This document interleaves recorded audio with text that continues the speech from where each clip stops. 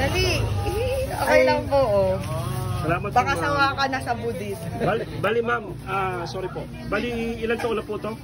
Yung kung mismong nag-start po yung tindahan ay 1972. Grade 1 kami. Wow. Yung uncle niya ay salutatorya namin, batch 82 nung Luis Palay. Dati ay rectangular ang ang budin. Ang lola niya ang nagpauso nung bilog. Sa bilog.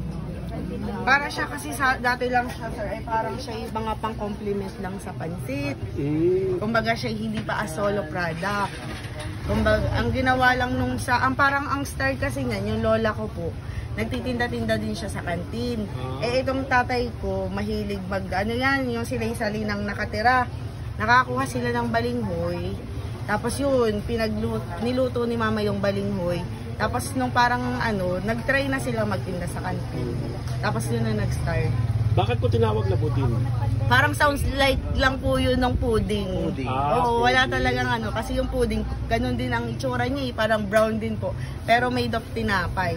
So pag sinabi pong Kali Budin, talagang budin po yung ditong number 1 na talagang pupuntahan. Opo. Kaya naging Kali Budin naman kasi siya, kasi napuno na siya ng budin. Opo. Pero kayo talaga yung pinakauna? Dito sa street na to po. Kami ang una. Pero talaga namang may budin nga before, pero yung mga rectangle. Pero yung as solo product, yun yung dun kami. Yung ganitong bilog, sila po nag-innovate. Opo, sila nagpauso ng ganitong bilog. Nandito ang mga hurnuhan, ay naging fire hazard na.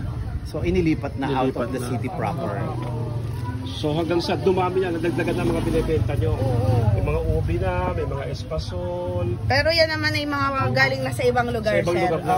Lokban, Aray, San Pablo. Katulad po nitong itong longganisan Lokban na ito. Ano siya, gumagawa? sir? Kayo na rin. Dito na sa Tayabas, hindi naman kami, pero hindi na talaga siya direct na nanggagaling sa Lokban. Kayo na mismo gumagawa ito. Dito na may mga nagawa na po sa magkakapatid dyan. Pero yung taste is the same, kumbaga. So ngayon, sir, Atsuete. ay kasi parang wala na rin, sir, ngayong atsuete kasi hindi na siya napula.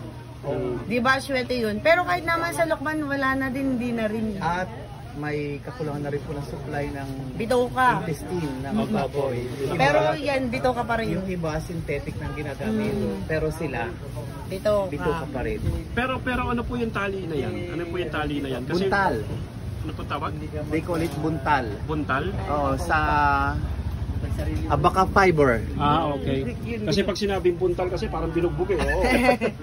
Binuntal. Native term po yun dito. Kapareho nung linang. Native term for bukid. Okay. So ibig sabihin, ma'am, kayo po ay apo ng Cora. Apo na po. Okay. So kumbaga parang itong budin ang isa sa dahilan siguro kaya nakapag-aral din yung mga anak ni Ma'am Cora, ano po, yung lola niyo, no? Lahat, pati kami. Buhay dito, Ilan no? kayo, ma'am? Nung Sila, Kuya Ronnie? kay mama po na anak, 4. Kami 4 din. So, lahat doon. Lahat ay All because of budin and their innovation. Tsaka kumbaga sa business sir, ito talaga yung tumagal. Wow. Ng 50 years. Tsaka lahat yan maganda po. Lahat naman kumikita.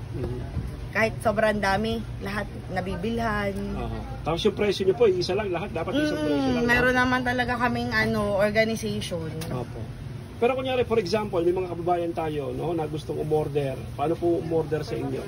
Kami naman, may page naman po talaga kami sa Cora's Original Budin po yung amin. Tapos doon, pag pwede naman na silang mag-inquire doon, tapos meron din naman nakaset na doon sa reply ng mga numbers din. Okay. Para in case po so, ang page po ay?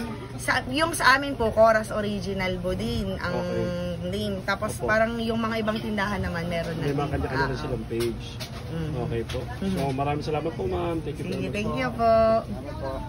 Kaya mga bero, dito ngayon tayo sa Cora Special Budin and House sa Pasalubong. Since 1972 pa to mga bero, no?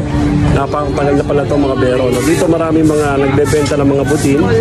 Pero ito yung special, no? Itong Cora's, kasi napakatagal na nito, no? Maraming pilit gumagaya pero hindi nila makaya. Dito lang yan sa Cora's Special Budin dito sa May Tayabas, Quezon, mga bero. Ito po yung mga tinda nila, papakita ko po sa inyo, no? Mga bero, ito po yung budin nila. Atin pong titikman. Kakainin po natin to at natin. Tingnan ko ano yung lasa po nito mga kabero.